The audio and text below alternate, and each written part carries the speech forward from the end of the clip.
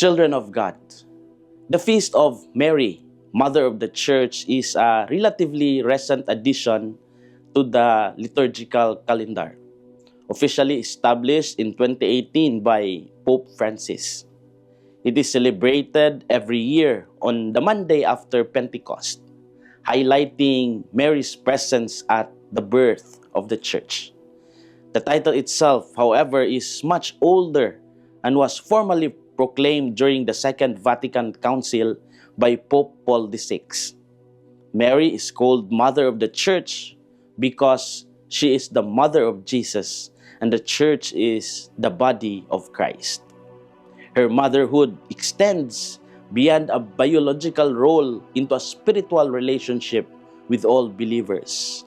At the cross, she stood faithfully beside her Son, sharing in his suffering. And in that moment, her role expanded as she was given to the disciple as mother. This act symbolized her care for all who follow Christ. The early church recognized her as a maternal presence guiding and interceding for the community. Through the centuries, this devotion continued to grow. The feast reminds us that Mary's motherhood is alive and active in the church today. In the Gospel of John, Jesus spoke from the cross and entrusted his mother to the beloved disciple. He said, "Woman, behold your son."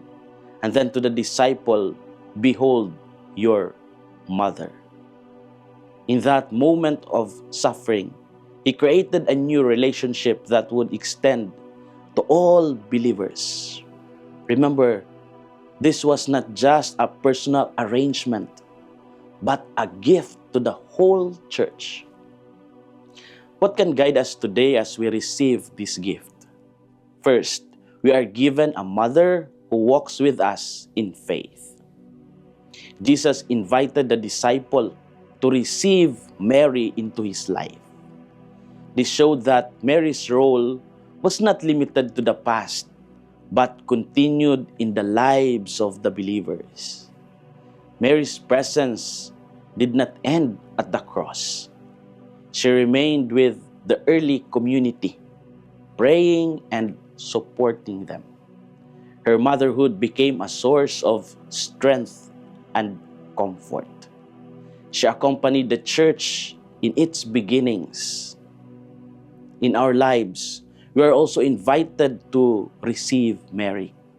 She walks with us in our struggles and joys. Her example teaches us how to trust God even in difficult moments.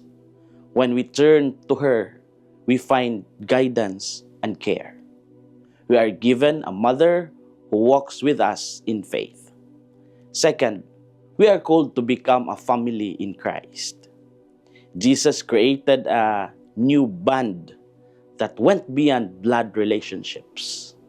This moment showed that the church is a family united in love. The disciple accepted this responsibility and welcomed Mary into his home. This act reflected the kind of community Jesus wanted to build. It was a community where people cared for one another as family. In our daily lives, we are part of this same family. We are called to support, to care, and walk with one another. The church becomes alive when we live this relationship. Love and unity make us a true community.